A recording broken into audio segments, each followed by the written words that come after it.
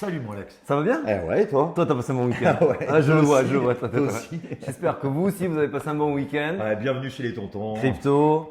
Toujours Julien pour les fondamentaux. Et Alex, côté technique, alors merci de nous rejoindre, merci de nous retrouver, Ouais. merci pour tous vos encouragements. Ça Ouais, fait vos super commentaires plaisir. nous font super plaisir. Vous êtes de plus en plus nombreux, de Twitter, dans les X-Men, très nombreux. N'hésitez pas à vous abonner. Nous, ça nous aide à être mieux. Référencé, voilà. Et vous êtes sûr de rien. Raté. Ah, mais Oh, t'es dis t'es donc, chaud c'est là, bien, ouais, on se fait bien. un petit peu Impeccable. pas mal, pas mal. Alors, qu'est-ce qu'on voit cette semaine?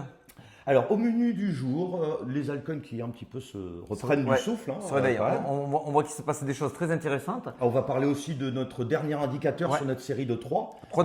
qu'on avait présenté les 2 dernières semaines. Donc, qui est assez intéressant pour décrypter une bonne ou une mauvaise crypto, à débaguer ou à rebaguer, bref. Exactement. Et on finira avec le Bitcoin qui suit apparemment le Le plan plan. des tontons. Ouais. Je l'ai appelé le Bitcoin. J'ai fait, hey mec, fais-moi Tu plaisir, régales. fais-moi plaisir, Ah, fais-moi plaisir. Hier, il fallait lui faire la bise. Et on finira avec un petit focus sur l'order flow. C'est le patron en ce moment. Il faut pas le négliger. C'est Tous- intéressant. Voilà. Tu vas leur donner des petites, on va dire Des des petits petits tips. tips, ouais. Voilà. On remercie aussi très rapidement sur Telegram. Merci, vous êtes encore de plus en plus nombreux. Moi, je me régale, ils sont adorables. Bienveillance, 2 canaux. Le canal Irwin. And Fire, And Fire. c'est vraiment le partage de la communauté et Dieu sait qu'il y a des très bons Ouais. partages. Je hein. vous remercie, Merci à tous. vous êtes tous super polis, plein de petits plans qu'on se fait circuler. Ça permet aussi de faire des calls en or qu'on retrouve sur l'autre canal. Voilà, le canal donc les spécial. tontons call, on va dire les tontons crypto call. Allez, on attaque direct. Qu'est-ce qui se passe cette semaine? Bon, qu'est-ce qui se passe hein? On va pas vous le dire, vous l'avez sûrement vu, vous avez peut-être entendu cette petite news passer. Bon, c'est vert. C'est vert. Grosso modo. Voilà, il y a eu un joli pump. Forcément, tout le monde est entraîné dans ce flow. Bien sûr, et ce qu'on attend surtout de voir, c'est les large caps qui performent. C'est le cas enfin. Merci, alléluia. On a eu des très bonnes perfs, notamment sur le Telegram avec Rune. On en a fait sur d'autres jetons, donc on est super content. Vraiment, on enchaîne des TP. Ceux qui ne sont pas encore sur Telegram, je vous invite à nous rejoindre. Ça nous a permis aussi de donner à l'avance le pump de hier soir. Hein. On était dans les starting blocks, on a prévenu vraiment en disant attention, ça va partir. Donc c'est intéressant, c'est vraiment plus réactif que juste une vidéo hebdomadaire qu'on vous fait quand même avec plaisir. En effet. Ouais. Alors les altcoins, vite fait.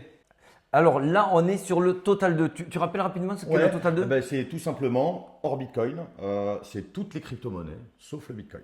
Voilà, donc nous, ça nous permet de voir quand l'argent arrive, s'il arrive vraiment et qu'il se distribue un petit peu partout. Ou que sur le Bitcoin. Voilà, ce qui peut des fois porter à autre interprétation qui peut être positive ou négative. Et là, c'est positif parce qu'on voit qu'on maintient un fort support sur lequel on a rebondi mais plusieurs fois, 1, 2, 3, 4, 5 fois. On voit qu'on est en train de casser un petit bull flag et c'est très très positif. Alors attention, le chemin est long encore, il y a beaucoup de choses à valider pour pouvoir dire on est secure sur nos altcoins. Il faut encore être très prudent là-dessus. Et donc là où c'est intéressant aussi, on en avait parlé les semaines précédentes, à savoir est-ce qu'il y a du stablecoin qui est minté, De l'argent frais. de l'argent frais qui arrive. On voit effectivement, là on s'intéresse à l'USDT, mais on voit effectivement que ça monte. Tout à fait. Donc ça veut dire Progressivement. que c'est plutôt positif. Que l'argent rentre, qu'on minte de l'USDT, donc ça c'est super C'est intéressant. de l'argent qui va rentrer dans le marché, donc c'est ce qu'on veut voir. Exactement. Voilà.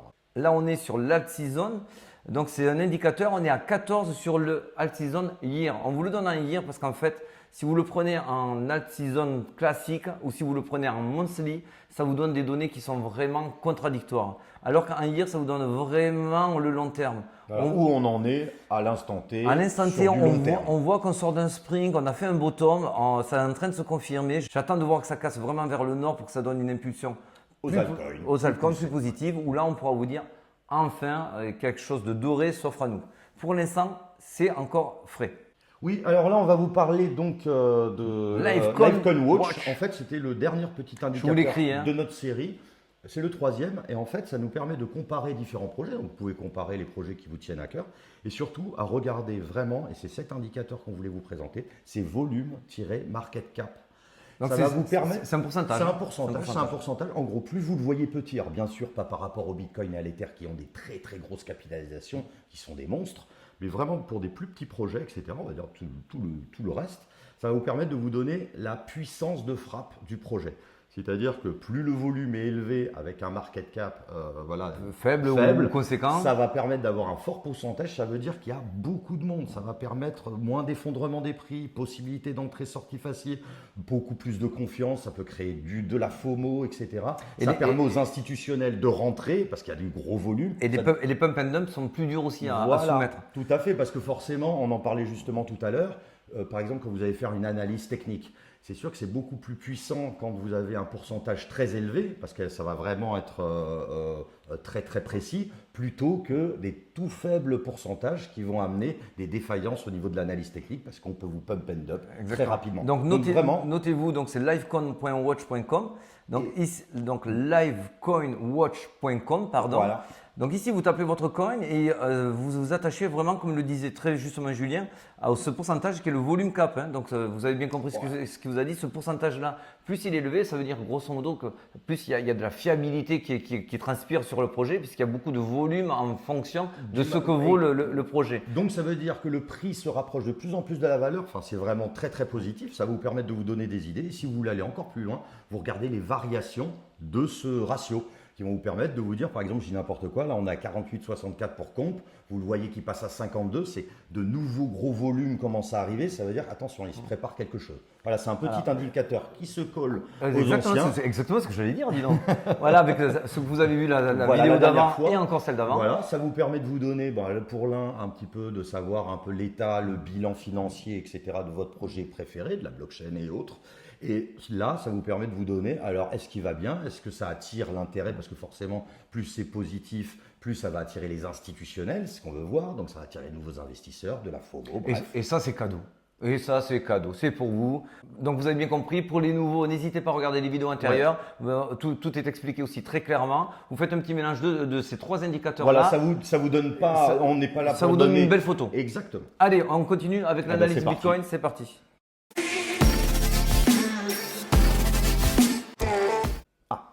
Alors, rappelle-toi, on voulait en parler la semaine dernière, mais je t'ai dit, on n'aura pas le temps. Elle était suffisamment longue.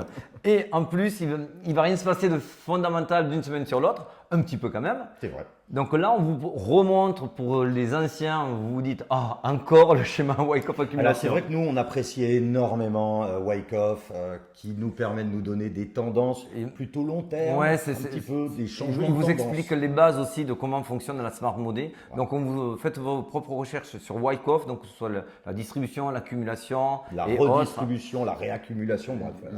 Le compositement, tout ça. Donc ici, on vous avait analysé et tracé ce qu'on appelle nous notre Wyckoff accumulation. On avait un très beau spring qui était marqué, donc c'était cet automne, rappelez-vous, puisque c'est le après FTX. On a la fameuse zone d'accumulation, la SOS, que je vous ai entouré en éclipsé même, en blanc. C'est le sign of strength, c'est-à-dire le signe de force, qui va permettre de nous donner la suite.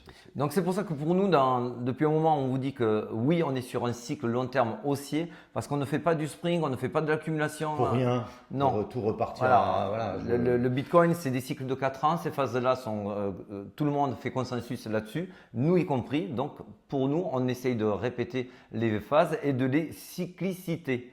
Je ne suis pas très sûr du terme, mais il me plaît. Il plaît bien, si. Allez, on continue. Ça, on vous l'avait présenté semaine dernière et on vous avait dit le MFI, donc le Money Flow Index, qui est, pour résumer très vite, c'est le RSI avec du volume. Exactement, donc c'est ce qu'on voulait voir parce qu'en fait, aujourd'hui, ce qui manquait, c'était des volumes. Ouais. Et qu'est-ce qui se passe à une semaine? Il n'y aurait pas un petit retour des volumes? Eh bien sûr, et oui, on voit, alors bien sûr, comme tu rappelais, c'est du mensuel. Donc c'est du mensuel. C'est petit, ça monte petit en tout cas, aujourd'hui, on voit que le MFI a dépassé le fameux 50 qu'on vous avait dit semaine dernière, donc c'est validé puisqu'on le monthly, c'est fini le mois dernier, donc c'est pour ça qu'on vous le représente là. On était à cheval. Le cheval, il est cuit. Le cheval, il est bien couru. Il a bien couru, la belle bête. Et donc là, oui, on dépasse les 50, donc on est vraiment sur le schéma qu'on vous avait expliqué. Là aussi, on vous renvoie à la vidéo d'avant. On ne va pas vous refaire cela cette semaine-ci. Et on continue très vite. Là, ça y est, est-ce qu'on ne serait pas sorti effectivement de cette deuxième boîte corrective? Rappelez-vous, on est dans la dynamique des flux, 3 flux haussiers, 2 flux correcteurs pour aller remonter là-haut. Ça fait maintenant 2-3 semaines qu'on vous dit qu'on ne croit plus que ça va descendre dans les 20 000 parce qu'il y aurait trop peu de monde à piéger et on s'attend plus à les embarquer sur les 35-40 000 avec la masse adoption, les médias qui arrivent. Et là, à ce moment-là, on pourra voir s'il y a vraiment un piège qui va se dessiner. On fera une petite photo Exactement. à l'instant T. Mais bon, c'est clair que nous, on n'oublie pas, on n'est pas des permaboules, qu'il y a un piège baissier qui pourrait avoir lieu, puisque dans toutes les bulles spéculatives, il y a toujours un moment, voilà, une correction, un retracement. Et c'est là où se placent en général les institutionnels. Alors on revient sur ce graphique qui a beaucoup fait couler d'encre ce week-end et j'en étais très fier. Donc ça, on vous l'avait tracé le 19 septembre. Alors ce tracé-là, j'y reviens dessus pas pour vous dire, ah vous voyez, on a eu du nez ou quoi que ce soit, on s'en fout. Ceux qui nous connaissent, vous le savez très très bien. C'est surtout pour vous expliquer que ce n'est pas sorti d'un chapeau ce tracé. En fait, qu'est-ce qui s'est passé? Donc on voyait que la MA100 opérait depuis août de manière très significative sur le cours du Bitcoin. Ici, il y avait un retest, un autre ici. Je vous le dézoomerai, on le voit aussi antérieurement. On voit que quand on passe en dessous, on y passe violemment et on fait un retest ici.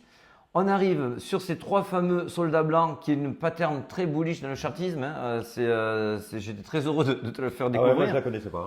Et qui s'appuyait sur une forte divergence haussière très marquée. Donc ces deux effets-là, pour moi, amenaient un changement à court terme de tendance. Et évidemment, il y avait de fortes chances d'aller retester la MA100. Mais pourquoi pour moi je ne pensais pas qu'on allait retracer plus? Parce que si effectivement il y a un changement de tendance court terme, on n'allait pas s'écarter énormément de la MA100 si le but était de la casser. C'est pour ça que bien sûr je voyais en retest qu'on s'en écarte parce qu'en plus c'était appuyé par une divergence baissière qui allait un petit peu freiner cette hausse et ces retests de la MM100 pour finalement la casser. Ça c'était mon but. On en est où? On en est que effectivement ça s'est déroulé, même moi je ne me le serais pas souhaité. Chirurgien Oui, chirurgien dentiste même là. Oui, c'est comme ça, ma logique, je la maintiens, je la soutiens encore également. Et c'est pour ça que pour moi, je pense qu'on peut continuer à monter et venir retester plus tard la MM100. Si elle remonte, puisque là on est sur une tendance haussière, elle devrait remonter et on pourrait avoir un retest dans les 27 500. Donc moi je replacerai un long là, je réduirai à nouveau mon edge en short sur mon Bitcoin à ce niveau-là également. Après attention, il n'y a aucune certitude non plus. Bien sûr. Et quand on vous parle de MA100, c'est la moyenne mobile 100, donc des 100 derniers jours. C'est la moyenne. Oui, les 100 dernières périodes. Et comme les là, 100 dernières périodes, là vu qu'on est en daily, c'est 100 jours. 100 jours. Mais voilà, toujours à savoir, on ne sait jamais pour ceux qui ne sauraient pas. Donc je pense réellement que ça va faire support. Je pense réellement aussi qu'on va passer du temps parce qu'il y a un trou dans la value. Et c'est vrai que là, il y a de la liquidité à aller chercher de manière assez facile. Et que les marchés n'aiment pas les trous et il faut remplir et qu'il y ait des échanges qui se fassent sur ces tranches, sur ce range-là. Donc oui, pour moi, il y a encore du move à venir. Mais non, pour l'instant, je ne vois pas un retracement. Et bien sûr, je serai le premier à invalider le scénario si on descendait en dessous des 26 000. Et pourquoi on a senti qu'il allait y avoir une sortie vers le nord ce week-end? Et là, la clé, c'est l'order flow. Ouais, beaucoup sont passés à côté, je m'en étonne. Fais un petit, avant qu'on arrive dessus, order flow, grosso modo, qu'est-ce que ça peut amener à un débutant même? L'order flow, c'est grosso modo suivre les flows, comment ils réagissent. On va vous montrer qu'est-ce qui s'est passé sur les marchés durant ces derniers jours. Là, on va aller très vite. Alors ici, on est sur l'Open Interest, qui est le graphique du bas, le graphique du haut étant le Bitcoin. L'Open Interest, pour faire rapidement, c'est pour vous montrer qu'est-ce qui se passe sur les marchés futurs. Vous savez, il y a le marché spot quand tu vas acheter du Bitcoin. On l'achète vraiment et le futur, c'est un pari, c'est un contrat. Et là, on n'achète pas le jeton, mais on parie et en général, on parie avec du levier, beaucoup plus que ce que l'on possède. Donc, c'est pour ça qu'on parle de x10, x20. Ce qui est intéressant de voir sur l'order flow et là, l'Open Interest, et en fait, je suis hyper surpris que personne ne s'en est étonné. C'est le premier pump qui n'a pas été suivi par une explosion de l'Open Interest, à savoir par l'explosion des effets leviers, des paris futurs sur du levier. Donc là, on le voit sur Grayscale, quand le prix monte à 28 000, explosion de l'Open Interest. On le voit sur ce pump également, ce mini pump ici, explosion de l'Open Interest. On n'aime pas trop le voir parce qu'en fin de compte, c'est que du futur. Il n'y a pas de spot, il n'y a personne. Ça, c'est de la manipulation. Ça, c'est quand on voit que le prix monte et que c'est sur de l'Open Interest, c'est de la manipulation. Là, on a vu, contrairement à toutes les autres fois pendant ces 2 derniers mois, que la hausse fait totalement plonger l'Open Interest. Ça s'appelle un short squeeze. Alors, qu'est-ce qui s'est passé? Pourquoi? Ça s'appelle un short squeeze. Et en fait, qu'est-ce qui s'est passé? En fait, c'est assez simple. Pour la première fois également, donc là, vous voyez, c'est le pump Grayscale. Hein. On voit que d'habitude, c'est de la manipulation. En bas, pourquoi c'est de la manipulation? Parce qu'en bas, je vous montre en rose le CVD futur. En orange au milieu, c'est le CVD spot. Donc ça vous montre que font les gens sur la salle de jeu future et que font les gens sur la salle de jeu spot. Sachez que si le spot ne monte pas, à savoir que ça ne représente pas un mouvement de fond, par exemple, tout le monde est convaincu que le Bitcoin augmente. Les gens vont principalement et premièrement acheter du Bitcoin. Ensuite, dans un même temps, les gens vont parier également dessus. Mais ça va suivre un mouvement de fond. S'il n'y a pas de mouvement de fond et que c'est que de la pure manipulation, c'est-à-dire que tout le monde reste statu quo sur l'idée… sur l'achat, on va dire pur, mais que sur les leviers, que sur le gambling, le jeu, on va dire. Ça sera donc visible sur les futurs. Et on voit que les futurs, eux, à chaque fois qu'il y a un gros mouvement sur le Bitcoin, c'est les futurs qui bougent. Et la ligne orange qui ne fait que baisser. Donc ça veut dire que les gens se désintéressent du Bitcoin. C'est ce qui s'est passé en tout cas ces dernières semaines, mais pas sur le futur où les gens en ont profité pour faire le fameux gambling, faire du pump and dump. Et là, sur le dernier pump, c'est la première fois qu'on a une inversion et ça depuis vendredi. Je l'ai signalé sur le Telegram, machin, sur Twitter, etc., en disant attention, il y a quelque chose d'atypique, d'anormal qui se passe. Et effectivement, c'est le spot qui reprend du poil de la bête. Donc, il y a beaucoup d'achats qui se font sur le spot. Et c'est ça qu'on veut voir. Ça dit de vous, si vous pensez aux ATH, à tout, etc., tout le reste, il faut qu'il y ait du spot, il faut que ça monte, etc. Il faut que les volumes rentrent et que ces volumes achètent en spot, un spot, pas en futur. Il y aura du futur automatiquement, bien sûr. mais il faut que le spot dirigera tout. Donc, soyez-en convaincus. Plus vite vous le savez et mieux vous pourrez anticiper. Exactement. Oui, tout à fait. Et qui a acheté du coup ce mouvement, notamment le week-end? Et c'est là où c'était encore plus atypique, où je disais, les gars, attention. Allez, je te le mets dans le mille. Bon, comme vous le voyez, c'est pas sauvé Willy. Willy, il s'est sauvé tout seul. Ouais, là, on est sur de la grosse baleine. Donc là, ça peut pas être plus clair. Donc là aussi, on va essayer de vulgariser au maximum pour que tout le monde suive. Alors, au milieu, quoi, les whales, c'est quoi par exemple? Les whales plus, donc c'est-à-dire de 1 million jusqu'à l'infini et au-delà. Voilà. Donc ça veut dire vraiment des très très gros portefeuilles, pas comme nous. En fait, on appelle ça les whales et les big whales. Donc là, vraiment, on a pris que des gros portefeuilles. C'est des hedge funds, des family office, bref, des gens blindés. Et là, ils sont représentés en bleu. Et en bas, c'est les retails, c'est de 0 à 100 000. Et là, on appellera ça du retail, même si c'est du shrimp, c'est du poisson. Mais bon, voilà, c'est les petits gars comme vous et moi. Et qu'est-ce qu'on voit depuis maintenant le 27 septembre? On nous a secoué le cocotier pour nous faire croire encore et toujours que c'est toujours des pump and dump qui se passent en ce moment et qu'il n'y aura plus que ça jusqu'à la fin de notre vie et qu'à chaque fois qu'il y aura un pump, il y aura un dump derrière. Voilà, toujours. Oui, parce que c'est bien, parce que ça martèle. Voilà, donc là, au niveau de l'émotion, psychologie, c'est parfait. C'est le énième martèlement, comme tu dis. Donc sur ce martèlement, bien sûr, les retails se sont dit, bon, on profite de cette petite hausse pour vendre parce qu'on pense que ça va encore chuter. Donc les retails en orange ne font que vendre depuis. Et donc ils commencent à bientôt avoir les poches vides. Voilà. Et au profit de qui? C'est les whales qui, elles, empochent exactement. Et la main faible à la main forte. Exactement. Toujours. C'est un travail de sape qui est en train de se passer depuis des semaines. Ce travail de sape, maintenant, ils en tirent les marrons du feu. C'est très visible, on vous l'a montré sur le spot, c'est très visible sur l'Open Interest. Oui, pour nous, on rebascule sur une séquence court terme, moyen terme haussière et qui est atypique des autres, à savoir qui n'est pas initié par du futur, qui n'est pas initié par de la simple manipulation, mais il y a vraiment des whales qui stackent. Exactement. Voilà. Et en ce sens-là, c'est pour ça que moi aujourd'hui, je repasse. Bien sûr, aussi on l'était, oui, on l'a toujours été. On ne va pas s'en mentir, mais court terme encore plus. Ouais. On n'est pas non plus permaboule, donc loin de là. On vous les avertira, parce que d'ailleurs, Wyckoff, quand on parlait tout à l'heure, on parle que d'accumulation, mais il y a le côté de distribution. Et il fait mal. Il fait mal. Donc ça, on en reparlera quand ça sera le cas. Donc là, effectivement, on est en intraday, c'est du 1 heure chaque bougie. On a laissé une très belle zone de fair value gap. On peut effectivement aller la chercher. Clairement, pour moi, on peut aller dans les 27 500. Ça correspond à ce que je vous ai montré sur le graphique d'avant en daily, où effectivement on irait retester la MA100. Tout ça a du sens, mais aujourd'hui pour moi, tous les indicateurs sont au vert. Je ne vois pas pourquoi aujourd'hui j'alerterai sur un faux, sur un bull trap. Pour moi, aujourd'hui, je n'ai pas des données pour vous dire c'est un bull trap. Attention, beaucoup vous diront l'inverse. On a peut-être tort. On est quand même très content de voir que les achats arrivent, qu'il y a du volume qui rentre, que ça se passe sur le spot. La suite, on le verra. On aura d'autres data la semaine prochaine. Exact. Pour le coup, moi, je crois que j'ai tout dit. On a tout dit. On était ravis de faire cette petite vidéo. Grave. Merci, c'est toujours un plaisir. Allez, à bientôt, à très vite et à Telegram aussi. Allez, Ciao les copains. bye.